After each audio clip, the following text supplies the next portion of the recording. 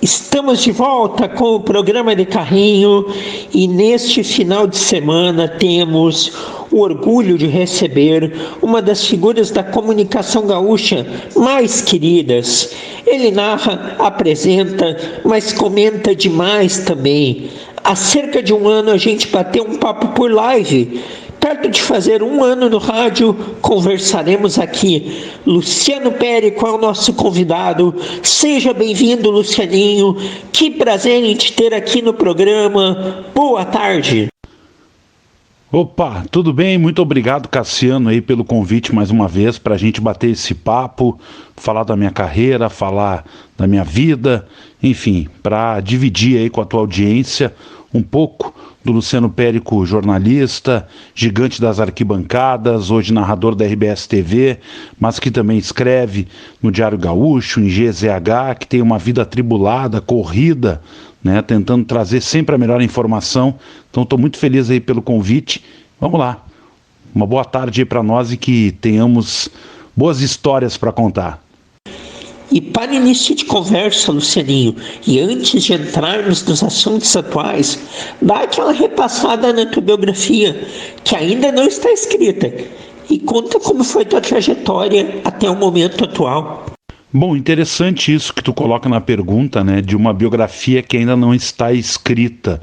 Sabe que recentemente, nesse período de pandemia, eu até comecei a pensar que um dia eu vou ter que contar minha história, né? Que tantas vezes eu falo assim em conversas com estudantes, com companheiros jornalistas, que eu conto da minha trajetória, do meu sonho de ter virado jornalista esportivo e quem sabe aí um dia escrever, né? Contar tudo isso através de uma obra. Não sei, vou pensar, ainda tem muita coisa para fazer, muita coisa para construir.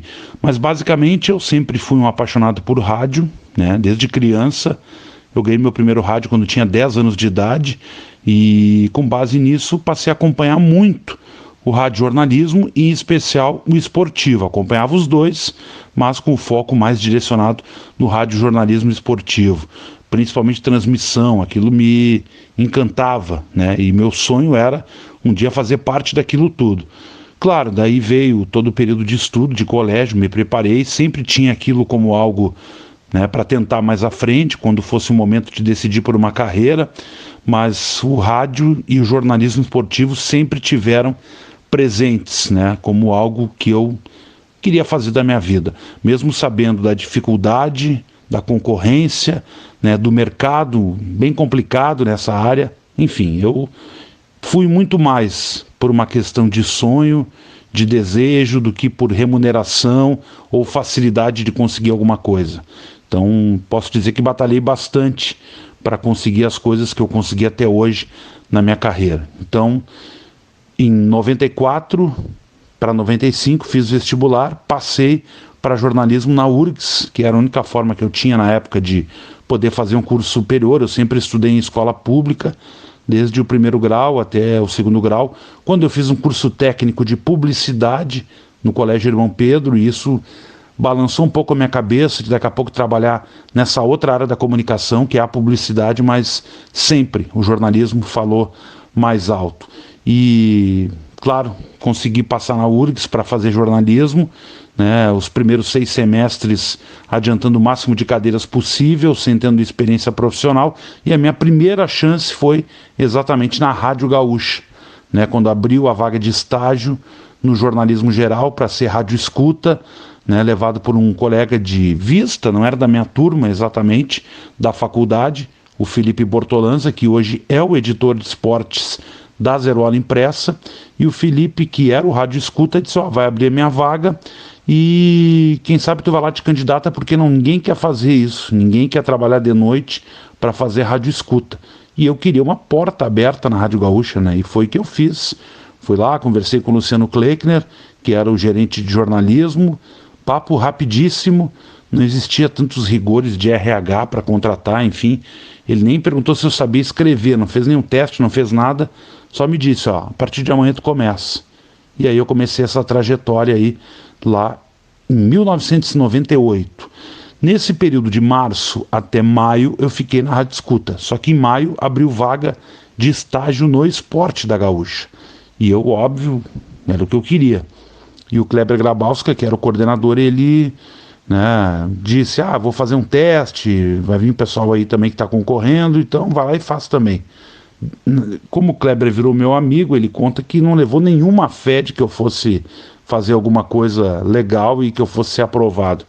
Mas, para surpreender ele, eu fiz a melhor prova, passei e já virei o estagiário do esporte, né? Tinham 2 estagiários, que era o Fabiano Baldasso e o Jader Rocha. Eles foram contratados porque a Guaíba tinha feito uma proposta para levá-los.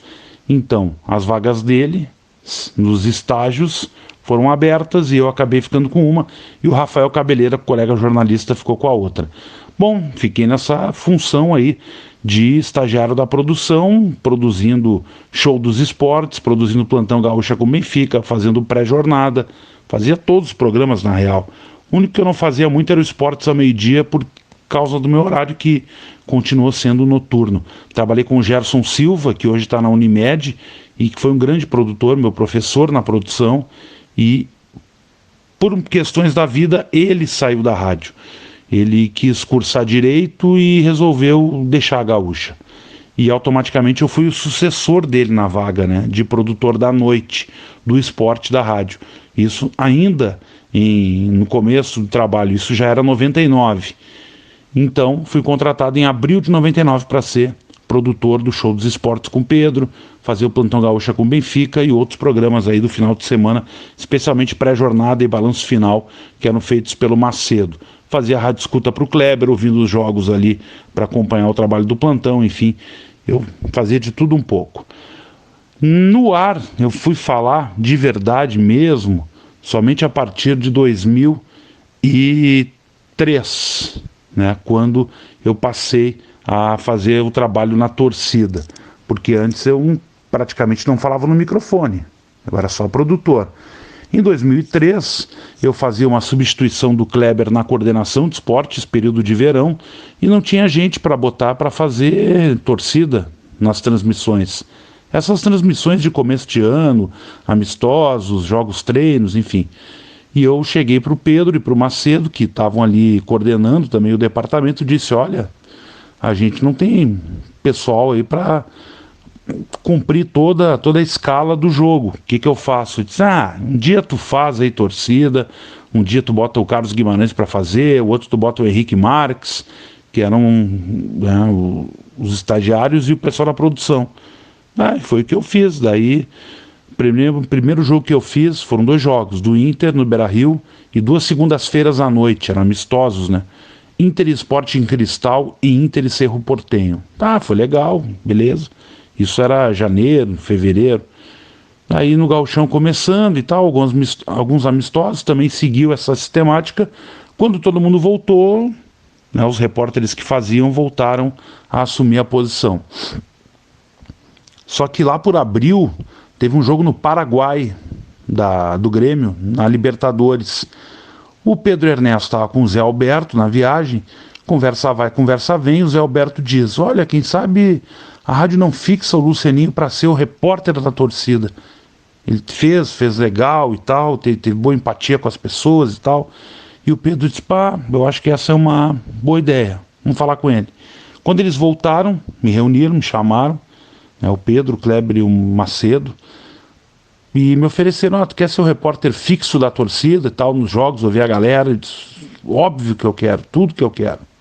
Porque era uma chance gigantesca de ir para o microfone. Só que na hora eu não tive exatamente a noção do que eu estava fazendo. Porque quando aquilo veio para minha mão definitivamente, eu vi que aquilo ali era um campo completamente sem ser desbravado. Ou seja, ali eu podia fazer muita coisa. E aquilo ali, eu posso dizer que foi o que mais me deu retorno na minha vida profissional. Através do contato com as pessoas, que muitos colegas até não queriam fazer, eu tive a chance de fazer Copa do Mundo, eu tive a chance de ir para a Olimpíada, eu tive a chance de fazer jogos decisivos, importantes e de título, até internacionais, de Grêmio e Inter. Claro que fiz derrotas também, mas coberturas internacionais, tudo através do trabalho da torcida. Jogos Pan-Americanos, foi a porta que se abriu para mim e eu vou ser eternamente grato a isso. grato às pessoas que me acolheram tão bem e quem me deu a oportunidade, também não posso esquecer, mas também por fazer aquele trabalho com vontade, com gosto, né? O que eu era no ar é o que eu era fora do ar, tipo, não fazia personagem, não fazia tipo, e aquilo assim me criou uma marca muito forte, né? Uma identificação que até hoje, né, 5 anos que eu parei de fazer o trabalho da torcida, segue as pessoas falando. E o Pedro muito feliz, né, criando o gigante das arquibancadas, enfim. Foi um momento marcante na minha vida, sinto muita falta. Outros desafios vieram e acho que a vida da gente é de desafio sempre, mas eu sinto uma saudade de estar no meio do povo, no meio da galera, falando minhas bobagens de vez em quando, mas falando sério. Então é um momento muito feliz ali do meu trabalho, que vai ser inesquecível. E com isso, bom, eu fiquei até 2013, eu fiquei até 2016, fiquei 13 anos. E acabei só saindo quando surgiu uma outra oportunidade de algo que eu também sonhava muito, que é ser narrador.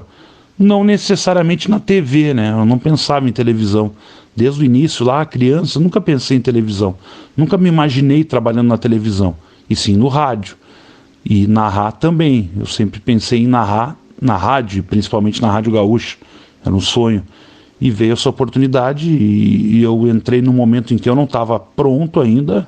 Não estava pronto, porque foi algo que aconteceu sem planejamento, né? Não existia um planejamento, existia uma ideia de eu ser uma opção, de eu ser um reserva, e durante esse período, quem sabe, ser melhor preparado, porque existia um narrador, que era um narrador já histórico, de 28 anos, com uma carreira brilhante, hiper conhecido no estado todo, e que daqui a pouco, porque contingências dos desejos profissionais dele, da empresa, houve uma ruptura, uma ideia de saída.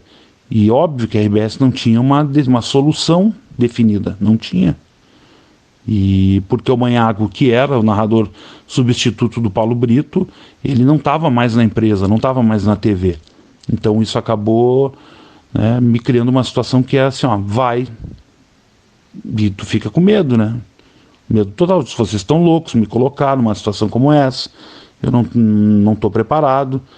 Mas claro, tive todo o respaldo da confiança do Thiago Cirqueira, do César Freitas, enfim, e encarei a bronca. Daí tô aí até agora, né, fazendo, tomei muitas pancadas, às vezes tomo ainda, estou muito mais confiante no que eu faço, isso é importante, estou confiando mais em mim, eu tenho certeza de que eu entrego um trabalho muito parecido daqueles que a gente vê em canais nacionais aí fechados, sabe? Muitas vezes as pessoas te apedrejam porque tu tem uma exposição muito grande e por mais que elas até nem entendam como é que funciona todo o processo de uma narração, o que envolve uma transmissão, elas te marcam. Mas hoje em dia eu estou feliz com o resultado das coisas que eu faço e sentindo menos a crítica, e principalmente quando a crítica ela é venal, ela é exatamente para te atingir, não para te ajudar. Se é para me ajudar, eu ouço com todo carinho, eu converso, mas se é só para te agredir, eu simplesmente ignoro. E nesse período todo, claro, passei a apresentar programas, o Show dos Esportes, que era o programa que eu comecei como produtor e hoje apresento, depois do Pedro, que é o fundador do programa. Eu sou o cara que mais trabalhou no Show dos Esportes, primeiro como produtor muito tempo e depois como apresentador, né? Passei a apresentar o Hoje nos Esportes, quando o Nando saiu antes da Copa do Brasil, e também o pré-jornada aí que eu divido com o Dioli. Então, basicamente é isso. Aí surge, claro, o GZH, que é a coluna digital, e o Carlos Etiechuri, que hoje é o nosso comandante do esporte, me convidou, isso em 2008, eu acho, para fazer a coluna do DG, no lugar do Pedro Ernesto, quando o Pedro passou para 0 Hora. Daí também é um convite irrecusável, né? Atingir tanta gente através do Diário Gaúcho. Então, nesse quase podcast, é um pouco da minha história, da minha carreira aí, das coisas que eu já fiz até agora.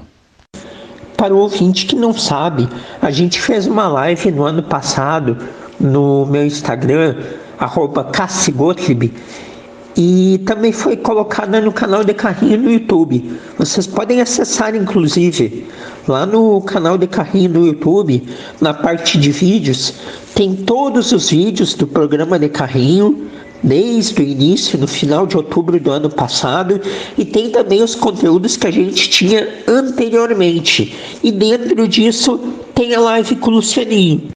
E nessa live a gente ficou 2 horas conversando sobre muitos assuntos, a gente repassou toda a tua carreira. Então quem tem essa curiosidade, além do YouTube, pode acessar o meu Instagram, @CassiGottlieb, G-O-T-L-I-E-B, Cassi Gottlieb. Lá no IGTV, pede para me seguir, que tem a live que a gente fez. A gente vai tocar aqui e ali na sua vida alguns pontos importantes, mas vamos avante. A pandemia, desde aquele momento já se passou 1 ano. Naquele momento estava quase no auge a pandemia, ou próximo disso. Agora, com 18 meses passados, a situação um pouco mais tranquila, mas ainda estamos nela. Que reflexos a gente pode dizer que vai se deixar para a comunicação? E também, é claro, que reflexos deixou para a comunicação? O que a gente pode diagnosticar no sentido de que a gente vivia um tipo de vida? E esse tipo de vida teve que ser mudado em todos os segmentos. E na comunicação não foi diferente, não é, Lucianinho? Com certeza a gente teve que se reinventar com essa pandemia, né? Principalmente no trabalho. A Gaúcha, no caso, ela tirou toda a equipe da redação, toda a equipe que apresenta, que faz reportagem, né? Todo mundo foi para casa. Ficou realmente só a equipe técnica que bota a rádio no ar, né? Que é fundamental no processo. A redação integrada também, né? GZH foi toda para casa, não ficou ninguém, absolutamente ninguém, trabalhando no esporte nesse período. E na TV, durante um período, sim, teletrabalho, mas era necessário também que a equipe voltasse. A que voltou primeiro mesmo foi o esporte da RBS TV, né? Até porque, por exemplo, para fazer Globo Esporte, para fazer transmissão como eu fiz, a gente tinha que estar necessariamente na estrutura do estúdio, né? Isso pela questão de qualidade de imagem, de áudio e de também segurança, né? Porque a internet a gente sabe que fica à mercê de cair daqui a pouco, né? Então, fazer programa na rádio com essa dificuldade, ela existe também, tem o delay, às vezes entre um e outro que estão discutindo, conversando, mas passa mais batido. Na TV isso fica um pouco mais feio. Então, no máximo que a gente pôde ir para a TV fazer coisas, a gente foi. Globo Esporte e principalmente as transmissões. Transmissões eu fiz desde o início. Quando voltou o futebol, eu fiz lá do nosso estúdio no Morro Santa Teresa. Na rádio eu continuo até agora apresentando programas de casa, né? Mas isso vai mudar agora, em princípio, no fim do mês. Uma parte da equipe que não foi ainda devidamente avisada, né? A gente está tendo algumas conversas preliminares explicando como é que vai funcionar o processo, mas a gente vai começar com uma parte da equipe presencialmente de novo, né? Fazendo ali o trabalho no estúdio, né? Junto com os operadores e com os produtores. Na redação integrada também vai voltar um pouco das pessoas que botam o site no ar, enfim. Então isso vai começar agora no fim do mês a voltar, não digo numa normalidade ainda, mas vai começar, né? É um teste, tipo um evento teste que se faz aí para testar como é que as coisas vão proceder. Se vai ser legal, se as pessoas vão ficar à vontade. Nisso é um fator muito importante. A empresa está nos deixando completamente à vontade. Se eu chegasse e dissesse assim, pessoal, eu não estou convicto ainda de que eu devo voltar para a redação. Tenho medo de que vá ter aglomeração. A empresa vai respeitar isso. No meu caso, se me falarem, eu vou aceitar tranquilamente, porque eu já tenho, inclusive, feito algumas coisas importantes na redação. Domingo agora, se sair a rodada do Brasileiro, tá essa bronca aí com o Flamengo, eu vou narrar um jogo que vai ser São Paulo e Atlético Goianiense, se eu não estou enganado, posso estar errado, mas jogo do São Paulo, que é um tubo que a gente vai fazer às 4 da tarde, porque um jogo é de manhã do Inter e o do Grêmio é de noite. Então a gente preenche programação com esse jogo da tarde. Eu vou lá no estúdio gravar, narrar. Eu podia fazer de casa aqui na minha sala, eu tenho equipamento, tem internet, tem TV, tem cabo, tem tudo. Mas por questão de segurança do sinal e tudo mais, eu vou até a rádio, faço cumpro todos os protocolos, medição da temperatura na entrada, álcool gel, chego onde eu vou trabalhar, fico sozinho num estúdio, limpo toda a mesa, todo o equipamento, microfone que eu vou pegar, o fone eu levo o meu até para me preservar, né? É só eu que vou estar usando. Tudo que é usado é limpo e cuidado.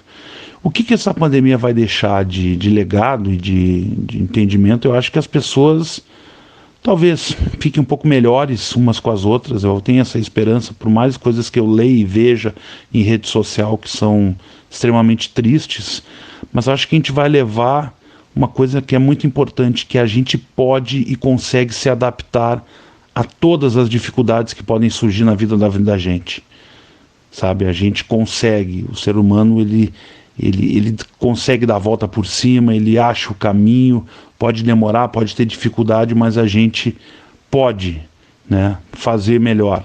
Então é isso que basicamente eu tiro de positivo dessa pandemia, né, da gente também se ajudar mais, assim. Eu acho que as pessoas passaram a ser um pouco mais solidárias com os outros, né? Não pego exemplos negativos, que a gente vê tanta coisa, e até pessoas importantes no nosso contexto do país que não souberam e não sabem lidar com uma pandemia. O presidente da República é um exemplo disso, né? Não serve de parâmetro para a média das pessoas que talvez tenham um cuidado maior e que tenha mudado na sua forma aí de agir. Então, basicamente é isso. Eu acho que a gente vai aprender mais coisas ainda, mas a gente aprendeu basicamente de que o ser humano ele se adapta, ele é mutável, e isso é um grande mérito. Bom, e algo que a pandemia não modificou nem para pior e nem para melhor é os julgamentos das redes. Todo mundo opina, diz o que é certo, diz o que é errado, cria sentenças, modifica carreiras, rotula pessoas. É o cenário, digamos, menos feliz da rede social, mais triste. E a prova disso é a polarização que o mundo está. Tudo é 8 ou 80, extremismo, questão política, flor da pele. Qual que é o papel do comunicador no meio de tudo isso?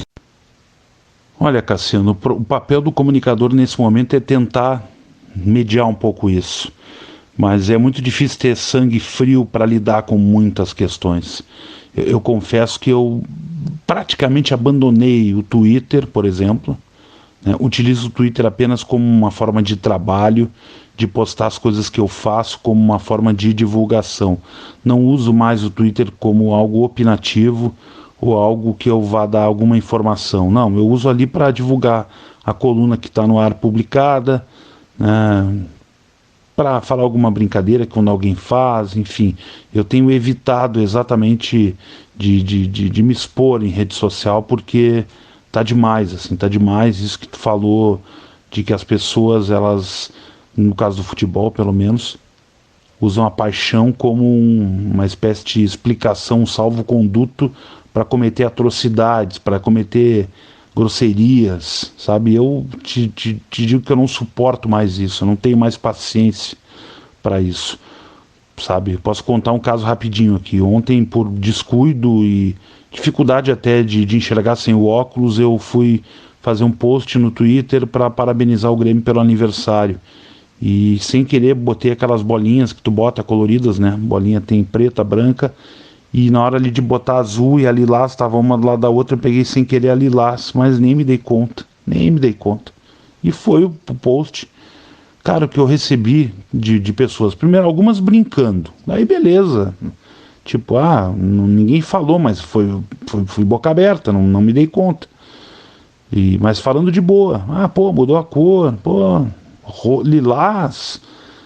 Mas algumas pessoas vêm com assim uma ignorância, dizer assim, aqui, como se eu tivesse feito aquilo para desmerecer, para esculachar, para debochar. Só que assim, quem me conhece, quem me acompanha, sabe que eu não faço isso com ninguém, com nada e com ninguém, e que eu respeito todo mundo, sabe? Então, isso chateia demais, sabe? Chateia demais. As pessoas não te dão direito a tu te enganar, tu errar, tu cometer um erro bobo de trocar a cor de uma bolinha ali que tu achou que era uma coisa e era outra, sabe? É muito chato isso. Ou senão eles te rotulam de algumas coisas, assim, tu é o cara. Quando eu fui pra TV, eu virei o cara que não sabia nada. Não sabia mais nada de nada, era um incompetente absoluto. Engraçado, eu trabalho há 23 anos na mesma empresa. Será que se eu fosse tão ruim, quando algumas pessoas tentam falar, eu estaria na empresa? Mas não, as pessoas falam que é para ferir os outros realmente, assim, sei lá, para sentir algum prazer com isso.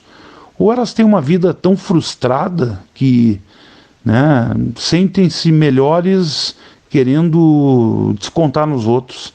Mas isso eu criei uma casca para isso, sabe? Eu te confesso que eu não leio, não dou bola. E acho que tem que ser por assim, tem que ser assim, tem que ser assim. Porque infelizmente, no atual momento, rede social que deveria ser algo positivo, está sendo muito negativo aí na vida das pessoas, infelizmente. O que desperta mais curiosidade quando se entrevista comunicador por parte de quem ouve, de quem assiste, é claro, além de saber as opiniões sobre os assuntos que é do segmento da pessoa, é saber de bastidor. É saber o que ela faz, como que ela se prepara, de que jeito ela trabalha. Então, por isso eu quero saber de ti. Tu estreou na televisão em 2016. Já são aí 5 anos de TV, de narração esportiva. Começa nas Olimpíadas do Rio de Janeiro, por rádio, vai para televisão e já são 5 anos. Esse é o momento que tu sente que tu atingiu a maturidade na tua narração esportiva. Tu percebe isso? Que, claro, né, na vida a gente vai sempre evoluindo, aprendendo, crescendo, melhorando, mas tu sente que tu tá nesse ponto agora, que tu tá nessa crescente aí, que tu te estabilizou num ponto legal, e ao mesmo tempo, conta um pouco pra nós como é que é o teu dia a dia. Conta aí. É um cara que dorme tarde, acorda tarde, trabalha de noite, não é? Como que tu divide as tuas rotinas aí entre escrever coluna? Como que é o processo de escrever uma coluna, para quem tem curiosidade? A técnica para narração, se tu faz algum trabalho vocal. Rádio eu acho que nem precisa, né? Para ti é como andar de bicicleta. Mas conta para nós aí. Bom, fez várias perguntas na mesma, né? Vamos começar então pela situação da TV. Claro, depois de 5 anos eu faço com uma tranquilidade aquilo ali muito maior do que foi no primeiro dia lá, 31 de agosto de 2016, quando eu narrei Inter e Fortaleza, né? Até porque naquele dia eu estava completamente despreparado para aquilo, né? Eu fui colocado numa situação por confiar em mim como comunicador e, claro, não fiz fiasco, não fiz nada de errado, mas analisando o meu desempenho, e eu faço isso demais e sou extremamente crítico com aquilo que eu faço, realmente foi bem difícil de fazer, né? Veio a vitória e isso atenuou um pouco, né, o nervosismo, enfim, tudo que envolveu aquele momento. Eu acho que tive sim uma evolução nesse período, eu noto, eu tenho tentado criar algumas coisas e noto que as pessoas se dão conta de determinadas situações que eu falo na transmissão, não chegam a ser bordões, mas são situações em que eu repito algumas coisas na transmissão para justamente marcar, né? Infelizmente a gente não tem a gente não tem uma rotina tão forte de transmissões, porque muitos jogos do Brasileiro, por exemplo, da Copa do Brasil, são feitos pela rede, né? Quando tem Paulista e Carioca, os jogos são Globo São Paulo ou Globo Rio. Então a gente assume quando um jogo é compartilhado com Minas, com Bahia, com Pernambuco, com Ceará, com Paraná. Então, no começo do campeonato a gente fez vários jogos ali na sequência, mas agora estou no período que os jogos estão rareando. Eu vou fazer agora dia 26, Inter e Bahia. E o último jogo que eu tinha feito foi do Juventude. Esse foi o lado bom, né? O Juventude veio para a Série A e abriu ali um flanco de jogos do Juventude. Eu fiz um Juventude Atlético Mineiro, né? Como eu disse, Minas também é dividido aí o esquema da transmissão. Então, na verdade, atrapalha um pouquinho isso, tu não ter transmissão toda semana. O ritmo tu acaba sofrendo um pouco, né? Que nem o Kleber Machado, que toda semana narra um jogo em São Paulo, que o Luiz Roberto também, o próprio Milton Leite, os outros caras que são do canal fechado, o Gustavo Villani, então sempre, eles têm quase narração todo dia, se tu olhar. E tu fazer a cada 15 dias, a cada mês, te tira o ritmo, te tira o ambiente. Não fazer do estádio um negócio que não é legal, não ajuda, né? Não ajuda. Mas enfim, a pandemia coloca isso e a gente tem que respeitar, né? Fazer do estúdio da melhor forma possível. Até porque tu não tem o todo do campo, né? Por mais que tu tenha que narrar aquilo que a pessoa está vendo na TV, mas tu tá num ambiente com a visão periférica, é importante tu, no estádio, daqui a pouco ver o que está acontecendo além da lente. Eu cito o gol do Edenilson contra o Corinthians no final do campeonato do ano passado. Eu narrei o gol, gritei gol, que era o gol do título, porque a câmera não tinha mostrado ainda a bandeira levantada, que foi num momento depois. Então isso, se tu tá no estádio, de cara tu já vê que o bandeirinha levantou a bandeira. E daí tu não faz todo aquele escândalo do gol, que era o gol do título e tudo mais. Então, essa questão é importante estar no estádio, mas enfim, por enquanto ainda não vai ter isso. A minha rotina é muito tranquila, muito básica, e agora trabalhando em casa. Óbvio que eu não começo nada de manhã eu tento ficar livre, e até no início da tarde, para fechar as horas que eu tenho que trabalhar durante o dia, né, porque tem X horas, no meu contrato são 6 horas por dia, então, mas acaba nunca sendo isso, porque teu WhatsApp está sempre sendo chamado. A gente, as pautas do Show dos Esportes, discute tudo por WhatsApp, com o Diori e com a equipe da produção. É brainstorming, pensamento de ideias, explosão de ideias, ver o que nós vamos botar, o que é a pauta do dia, o que vale, o que não vale, e a produção vai atrás. As colunas, às vezes, é meio dilema, assim, tu não sabe muito o que escrever. Pega uma semana, aquela semana sem jogo do Inter agora, por exemplo, que não tinha nada do Inter. Era só aquela coisa, Maurício vai ser o substituto do Tyson. Então os repórteres só falavam isso. Daí tu tem que tentar achar alguma coisa que seja realmente interessante para a audiência, para o leitor. Onde é que a gente pode pensar algum ponto, né? E do Grêmio acontece também isso direto, né? Eu outro dia escrevi sobre o Ricardinho, falando que era um péssimo negócio que o Grêmio estava fazendo, ceder o Ricardinho, deixando aí o Thurin, deixando o Diego Souza, que está quase se aposentando, e o Borja, que chegou ontem, que ainda tem que se ambientar.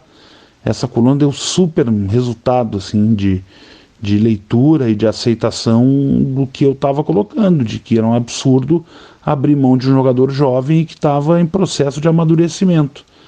Então, às vezes, essa é a rotina da coluna. Então, o assunto, ele, às vezes, vem do nada. E, às vezes, o assunto ele é batalhado. E, às vezes, tu não tem o assunto. Ou, às vezes, o assunto é muito óbvio, né? Que é falar de um jogo, é projetar um jogo. Isso é muito fácil, né? Isso é muito fácil. Eu confesso que o do Diário Gaúcho, que é um espaço pequeno, rapidamente eu faço, né? Faço, geralmente, depois do programa da tarde. Ali 10 para 7 até 7h30, que é o máximo que os guris esperam a coluna quando não tem jogo, ali eu faço o Diário Gaúcho. E o material de GZH, geralmente eu trato dos mesmos assuntos nas duas colunas que eu faço por dia, uma de Grêmio e uma de Inter. Claro que eu consigo ampliar mais, consigo falar mais sobre esse assunto que eu faço no diário, né? Aprofundo um pouco mais a opinião, dou outros detalhes, enfim, consigo embasar melhor o recado que eu quero dar. No diário tem que ser muito direto, é quase um Twitter. Então, basicamente, essa é a minha rotina, assim, de trabalho. A coluna é a que fecha o dia, a gente começa sempre discutindo as coisas do programa. De noite, nesse horário, um pouco mais cedo, assim, madrugada, eu separo as músicas que eu vou usar no programa da tarde, que eu gosto, separo a trilha, né? A de hoje eu tô com ela já quase pronta, parei aqui só para atender o Cassiano. E é isso, minha rotina basicamente é essa. Em dia de jogo, eu vou para a RBS TV agora, né, que a gente não está indo para o estádio. O jogo é às 4, eu chego 2 horas por lá. Daí fico lá batendo papo. A pesquisa do jogo, que é o que na TV a gente usa muito, eu já faço em casa. Eles mandam, né, por e-mail todos os detalhes que tem do jogo. Eu organizo aquilo que eu acho importante em termos de fichas, né, que eu fico com elas na hora da transmissão. Quem me vê que eu tenho umas fichinhas na mão ali. E lá a gente discute como é que vai ser a transmissão, né? A história de abrir, chamar o repórter, depois o repórter chama que agora está gravado o técnico, entra o técnico, eu escalo o time, daí eu já chamo outro repórter. Então é um roteirinho ali que a gente debate, discute, depois vai para a transmissão e daí tudo acontece sem muita combinação, né? É o que vai rolar do jogo. Mas é legal. Terminado o jogo, a TV tem isso, né? Terminou o jogo, muito obrigado, até a próxima, tchau. Daí o narrador e comentarista já estão fora, né? A gente vai ver a repercussão na rádio, quando não está na rádio. Então, basicamente é assim o trabalho lá na TV. Tu é um cara totalmente ambientado com as coisas do Rio Grande do Sul, tem a cara daqui de Porto Alegre, mas tu tem vontade de no futuro narrar fora daqui? De cobrir outros eventos, não só do esporte, como do jornalismo? E se tu não tem vontade de sair, qual é aquele evento que está no teu horizonte ainda participar, fazer, que tu ainda não conseguiu? Olha, nunca digo dessa água não beberei, né? Mas olha, eu não tenho, né, um desejo de trabalhar fora, por exemplo, trabalhar fora do Rio Grande do Sul, ir para São Paulo e para o Rio. Não tenho esse objetivo, pelo menos agora, assim. Nunca pintou. Na verdade, uma vez, uma conversa, mas foi muito incipiente, na época do começo do esporte interativo, e perguntaram se eu iria, e na época eu disse que não, porque seria difícil por questão familiar e tal, e aí não avançou muito. Não tenho muito isso, assim. Eu acho que aqui eu consigo um espaço legal para fazer meu trabalho. E coisa que eu gostaria de fazer ainda, eu gostaria de narrar mais jogos na Rádio Gaúcha, por exemplo. É uma coisa que eu gosto muito, gosto de rádio, né? Continuar apresentando os programas que eu acho legal. E daqui a pouco um negócio que muita gente está fazendo aí é enveredar para ter um conteúdo produzido para a internet, né? Eu acho que esse é um caminho importante.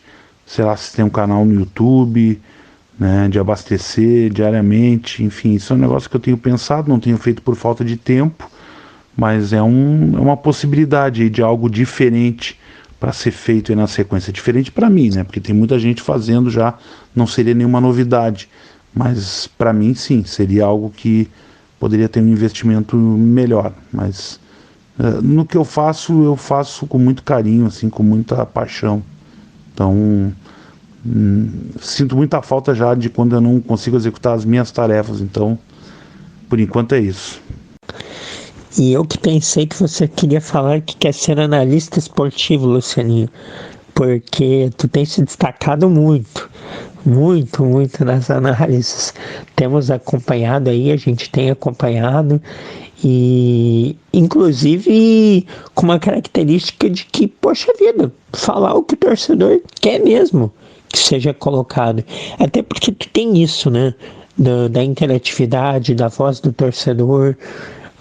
Fora que a própria capacidade de entrevistador que tu tem, hoje tu tá me respondendo uma entrevista. A gente, programa de carrinho aí, chegando a um ano, a gente já fez aí, entre canal, programa, mais de 50 entrevistas, e a gente vai tentando criar, né, nosso estilo, nosso jeito, pegando coisas boas, de referências positivas, outras que a gente não quer seguir, e toma referência positiva, porque tu faz perguntas certeiras, sabe deixar o convidado à vontade, e ao mesmo tempo, com muito respeito sempre, não deixa de perguntar coisas sérias. Algumas semanas tu fez uma entrevista com o Marcos Herman do Grêmio, e foi isso, perguntou o que tinha que perguntar. Quando acontece com o Internacional, a mesma coisa. Conta pra nós aí como que tu tá vendo o momento então do Grêmio, o momento do Inter, essa situação do Grêmio inacreditável, sabe? Eu tenho uma tese, eu quero que tu coloque pra mim se tu concorda ou não com ela, ideia tua, que é a de que o Grêmio paga por ano a ano não ter se comportado no mercado como um campeão da América.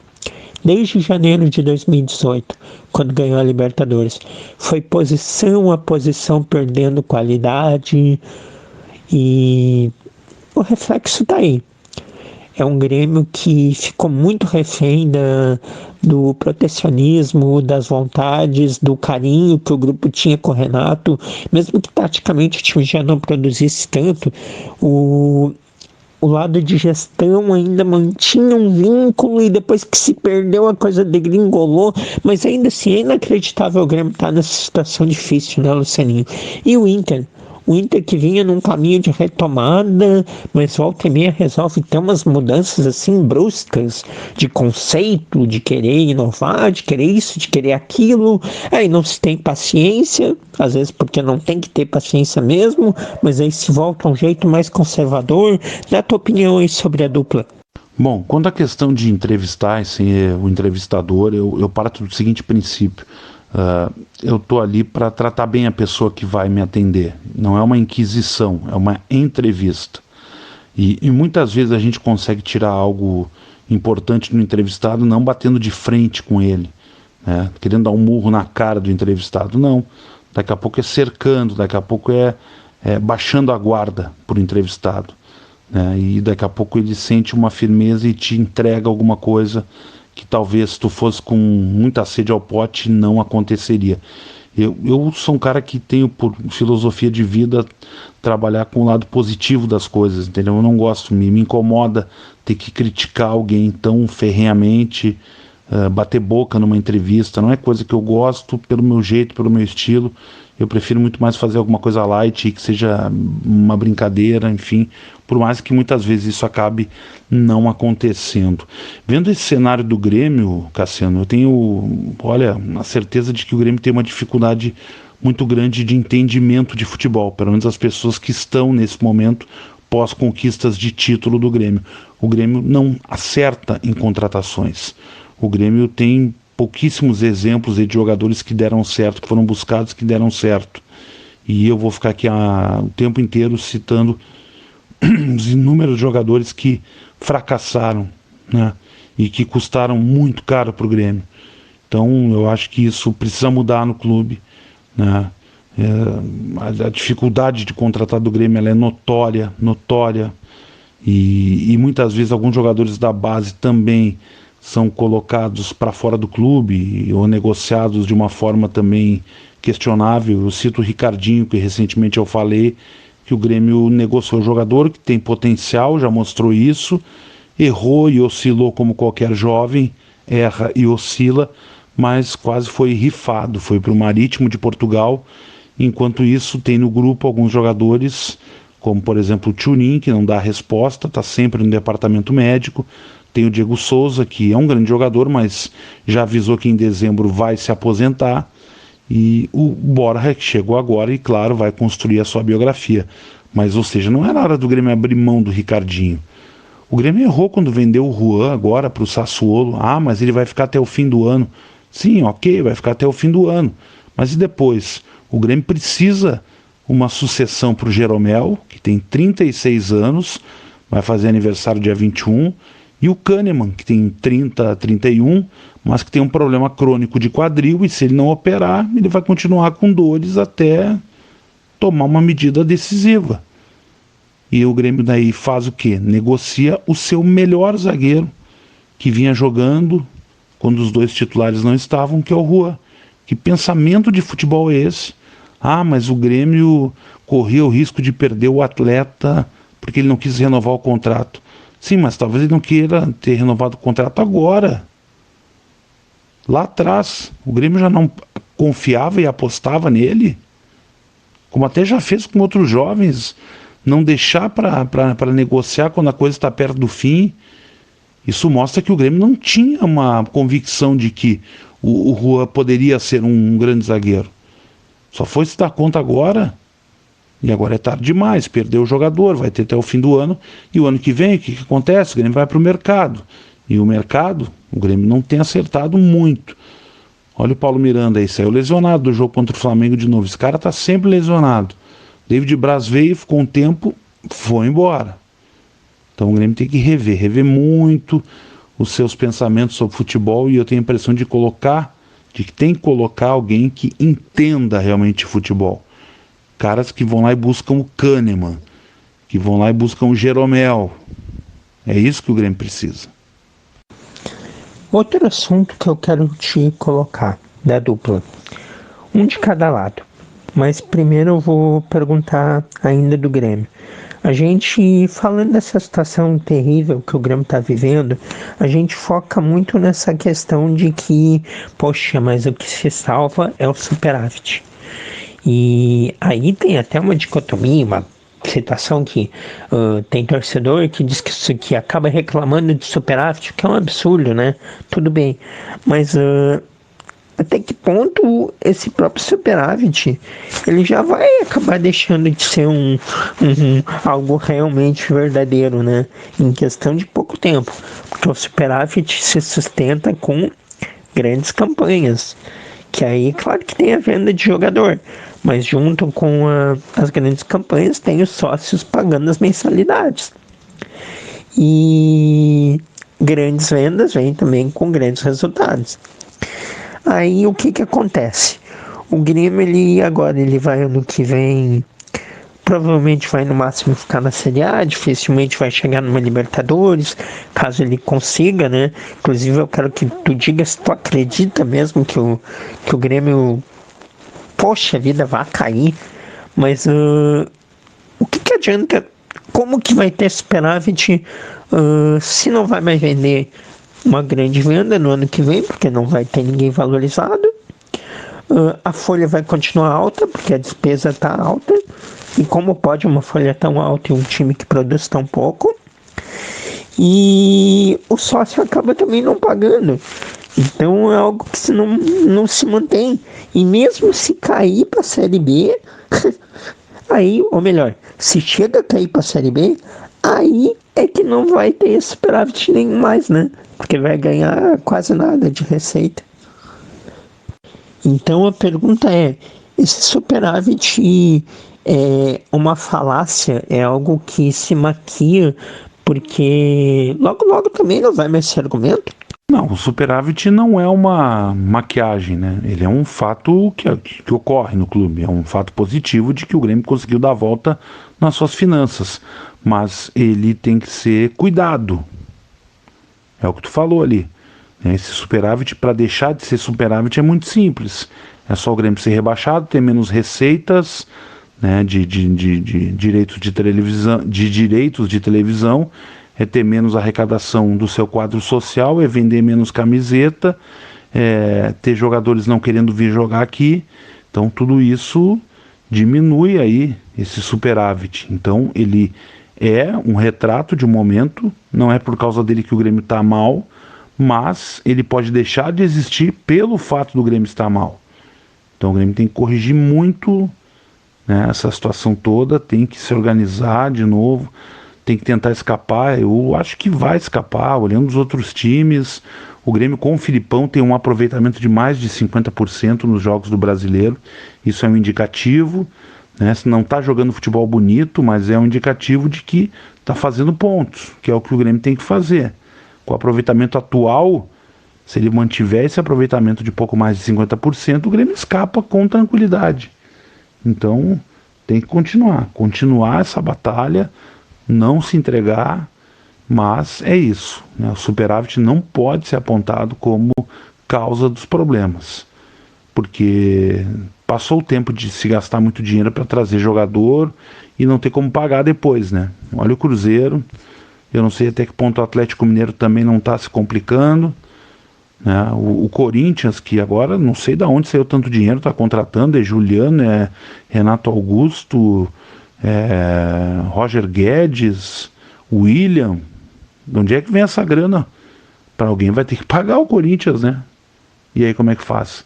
E o Daniel Alves aí que saiu de São Paulo reclamando que não recebia. Então eu prefiro que os nossos clubes aqui, o Inter até está numa situação financeira muito difícil e não tem conseguido fazer essas grandes contratações. Eu prefiro o pé no chão, eu prefiro, né, a austeridade nesse momento, né? Então não acho que seja ruim mesmo ter superávit, só que tem que estar atento de que só superávit não resolve a vida. Se tu não tiver resultado, se não tiver premiação de título, né, resultado de campo que mexe toda a máquina, o superávit vai para as cucuias, daí deixa de ser pauta. Outro assunto que se falou muito no meio do futebol nessa pandemia é a questão da redução de custos. E especificamente tratando de internacional, a gente viu uma série de demissões ocorrer nesse período. Uma hora 50, outra hora 45, 60, em torno disso. E aí, com o pretexto de que era por economia, para reduzir custos, para o clube ficar com uma saúde financeira saudável, ok, tudo bem. Mas aí são sempre pessoas que ganham pouco, que acabam sofrendo nessas horas, que possuem outro tipo de regime de trabalho, de contrato, e aí a gente vai somar tudo. Poxa vida, não dá o salário de um jogador reserva, muitas vezes. É a melhor forma de se fazer gestão, de se fazer economia? Será? O que tu pensa sobre isso?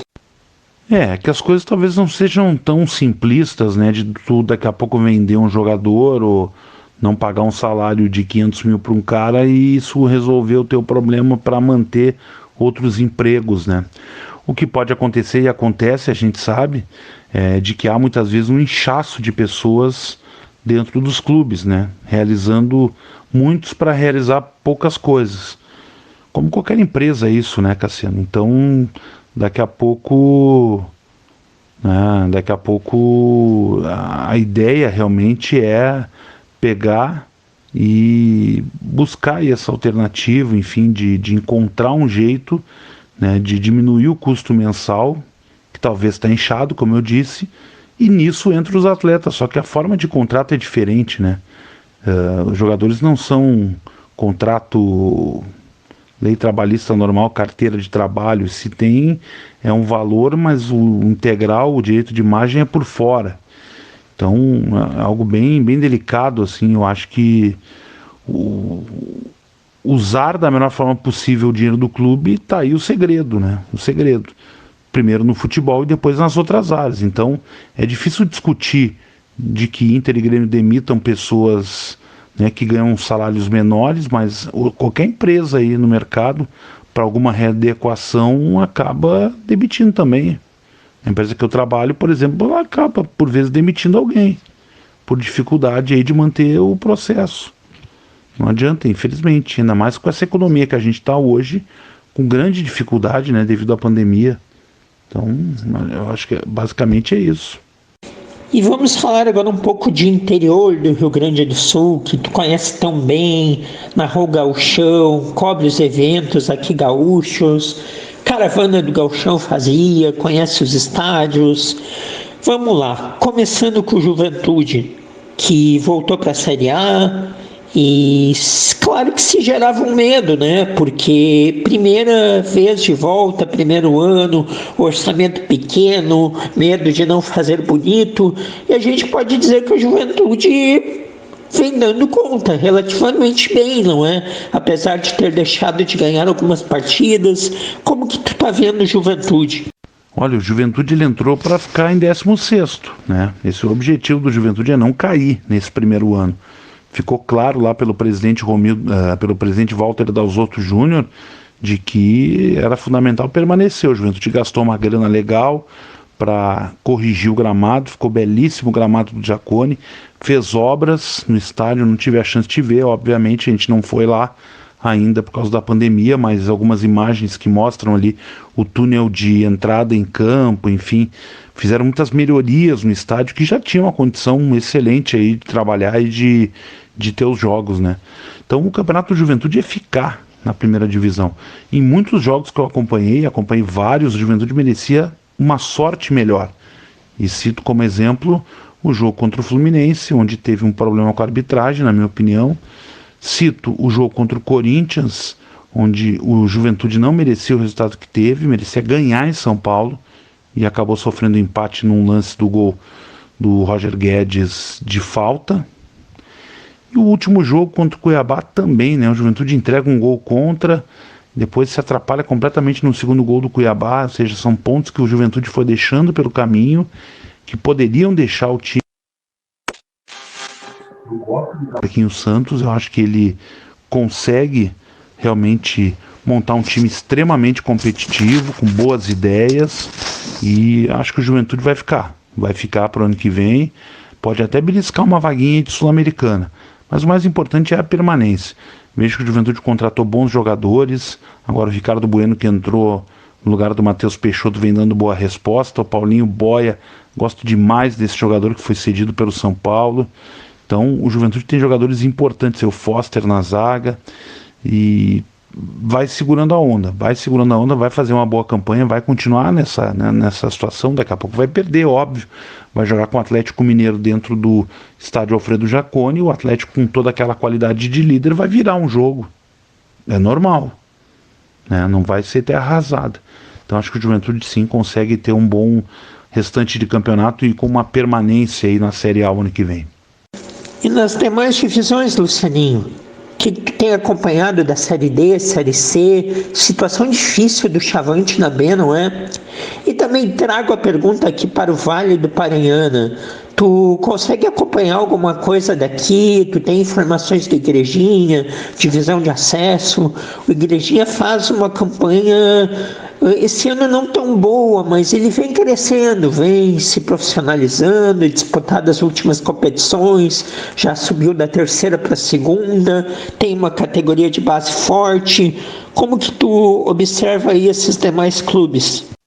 Bom, com relação ao Brasil de Pelotas, eu acho que infelizmente o Brasil vai cair, né? Vai cair porque não formou um time com qualidade, vem, né, numa situação de zona do rebaixamento que não consegue sair, e infelizmente, né, o Brasil, que poderia estar num momento melhor, acho que acabou sendo mal administrado, né, nas escolhas do futebol, enfim, e por isso infelizmente está amargando essa campanha que vai levar possivelmente até a Série C do Campeonato Brasileiro, que seria muito ruim para o Brasil, né? Vai perder dinheiro, perde prestígio, jogar uma divisão inferior. Então lamento demais, gosto muito do Brasil e fico muito triste aí com esse momento vivido pelo Chavante. Confesso que aí o trabalho do Igrejinha, Cassiano, não tem muitas informações além daquelas que a gente tem visto nos jogos, enfim, no acompanhamento. Gostaria até de visitar aí o pessoal e absorver, né, ter mais informações do trabalho que está sendo feito por aí, porque é uma cidade que há pouco tempo volta a ter um time jogando, né, uma divisão de acesso, e isso é extremamente importante, né? Então essa eu vou te dever um pouquinho, acho que eu preciso me informar um pouco mais e conviver um pouco mais aí do que está sendo feito em Igrejinha, e certamente pelo que a gente conhece, né, do trabalho, enfim, do denodo dos alemães para construir alguma coisa, eu tenho a impressão de que pode sair coisa muito boa por aí. A gente fica de olho acompanhando essa divisão de acesso, é uma competição extremamente difícil, muita gente boa ficar fora, e o Igrejinha, talvez como um dos novatos, pague por isso, né? Mas vou ficar muito feliz se eu tiver a chance de conhecer mais e ter a oportunidade de estar aí para contar essa história, hein? Já pensou? Ia ser muito legal. E sobre o futebol brasileiro, Lucianinho, como está, ao seu ver, essa monopolização que hoje existe entre Flamengo, Palmeiras, o Atlético Mineiro surgindo? A gente vê que todo ano surge alguma equipe, não é? O lugar que o Grêmio vinha ocupando aí entre os três, o Galo tomou conta nesse momento. Só que o Galo não tem assim uma consistência de receita. Gasta muito, mas a gente não sabe se daqui para frente vai continuar tendo. Depende de parceiros, porque a torcida não é tão grande, a verba de TV também não, mas Flamengo e Palmeiras são projetos sólidos. Porém, se tratando de competições, Galo e Flamengo esse ano, poxa, podem decidir Copa do Brasil, Libertadores e o Brasileirão. Palmeiras ainda com chances na Libertadores e no Brasileirão. Como que tu está vendo isso? O Flamengo organizado, ele fica muito à frente dos demais, né? E existe sim o risco de eles, tanto primeiro o Flamengo e depois no segundo momento o Palmeiras, que também está organizado, e o Atlético Mineiro aí de meio que dominarem o futebol do Brasil, né? O jogo do Grêmio com o Flamengo agora pela Copa do Brasil, os dois confrontos deixaram claro que eles não estão na mesma turma mais, né? O Grêmio já teve nessa turma do Flamengo, mas ele não está mais, né? O Inter ganhou do Flamengo lá, fez 4-0, aquela história toda, muito bonito, mas também não está mais na turma do Flamengo, né? O Palmeiras aí tem alto poder de investimento, e esse Atlético é o que tu falou, né? A gente não sabe até quando vai ter esse dinheiro e o custo que vai ter esse dinheiro, mas enquanto isso vai sendo competente e vai aí ficando nas cabeças. Os três aí eu coloco como os principais times da temporada, e acho que Libertadores, olhando o cenário, Flamengo está na final, vai pegar o Barcelona de Guayaquil e vai jogar ou contra o Atlético ou contra o Palmeiras. Confesso que eu não sei quem passa desses dois aí, é bem difícil escolher, mas eu acho que o Atlético Mineiro ainda está melhor. A gente pode ter duas finais, Atlético Mineiro e Flamengo, né? Porque na Copa do Brasil o Flamengo passou pelo Grêmio, pega o Atlético Paranaense, vai passar, e no outro lado da chave tem o Fortaleza, que é a surpresa aí da temporada, encarando o Atlético Mineiro. Eu acho que o Atlético também passa. A gente pode ter dois Flamengo e Atlético Mineiro decidindo aí os títulos das Copas, hein? Imagina só o poderio desses dois. E mostra que eles estão muito acima realmente. O Fortaleza ali na Copa do Brasil é um estranho no ninho. O Fortaleza na Copa do Brasil ali é um estranho no ninho, mas é um trabalho bem feito. Isso a gente tem que dizer, do presidente, que já deu entrevista pra gente algumas vezes, e do técnico Juan Pablo Vojvoda, que veio para cá e está fazendo um trabalho excelente, né? Então eu acho que esses três aí são as pedras no sapato. O Palmeiras pode incomodar na Libertadores, no Brasileiro talvez um pouco também, por ser pontos corridos, mas não vai fugir disso não. Não vai fugir disso não. E a gente aqui, infelizmente, Grêmio, Inter e outros grandes aí, São Paulo, Corinthians, no momento estão só como coadjuvantes nessa história. E sobre futebol europeu, Lucianinho, o que te causa mais expectativa para essa temporada? O Manchester United de Cristiano Ronaldo, que já estreou fazendo gols, é uma máquina, ou PSG com Messi, Neymar e Mbappé? Aproveito já e também te faço esse questionamento. Que tipo de jogador tu prefere? Cristiano Ronaldo ou Messi? Creio que essa pergunta só não seja mais polêmica do que dizer se prefere o Grêmio ou o Internacional, não é? Com certeza o grande time que vai, né, chamar a atenção durante a temporada é o Paris Saint-Germain, né? Com Mbappé, Messi e Neymar, é muito forte, né? Muito forte a qualidade, enfim. Mas até ontem acompanhando, empatou com o Bruges, né? Na estreia, jogando lá na Bélgica. Então, claro, no começo aqui, o início de trabalho, não vai patrolar todo mundo ainda, mas tem muita bala na agulha, né? Muita bala na agulha.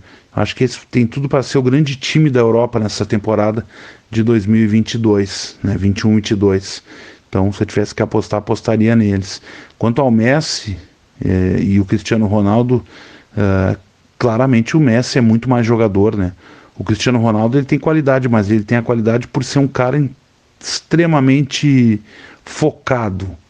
Ele é o cara que tecnicamente talvez fique um pouco abaixo, mas ele ganha dos demais e chega nas cabeças pela entrega dele, pelo foco que ele tem na sua carreira, né? Então, mas tecnicamente, um jogador bonito de ver e tal, é o Messi, né? É o Messi. Mas Pelé é maior que Messi, assim como Maradona é maior que Messi, tá? Só para te provocar um pouquinho também. E já aproveitando o final do nosso papo, quero saber, o ouvinte quer saber, onde veremos Luciano Périco aí, quais os projetos para o futuro, os projetos na RBS, o que a gente vai ter de transmissão. O Gauchão já está confirmado para o ano que vem, acreditamos que sim, que o Gauchão passe na RBS de novo. Esperamos também que Grêmio e Inter estejam em grandes eventos, não é, Lucianinho? A questão do Gauchão ainda não tem uma definição, não foi batido o martelo, né? Mas é óbvio que é interesse da RBS manter o Gauchão na grade de programação, enfim, acompanhar o campeonato, que é o campeonato, né, que mobiliza todo o nosso interior. Então, acho que é questão de tempo daqui a pouco para ser anunciado algum acordo desse tipo, né? Eu, em princípio, continuo fazendo as minhas atividades na rádio e apresentando os programas, né, em GZH da mesma forma, no Diário Gaúcho, né, e transmitindo os jogos na RBS TV. Talvez o que eu faça um pouco mais, e até já tenho feito, por necessidade também, pela quantidade de trabalho, é narrar mais jogos na Rádio Gaúcha também. Tem acontecido bastante isso, até para ajudar na questão de formatação da programação. Então, não tem assim grandes projetos arquitetados, bolados.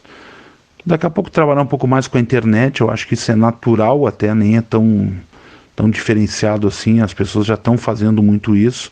Então, basicamente por aí passa as minhas ideias do que dá para fazer a partir de agora. Muito bem, Lucianinho, muito obrigado por ter aceito o nosso convite. A gente sempre troca uma ideia, é bom demais te ter aqui no programa. Foi legal demais. Abraço para você.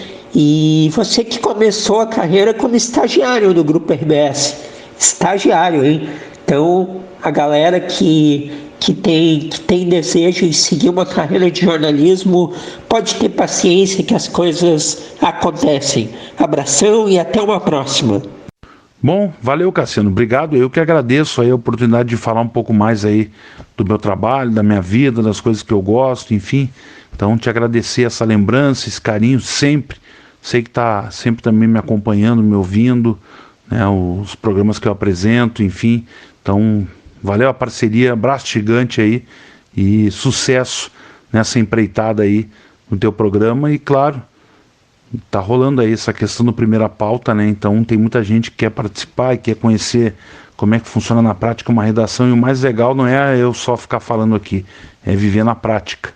Então, saúde, felicidade, vacina no braço e um abraço gigante, tá bom, Cassiano? Abraço!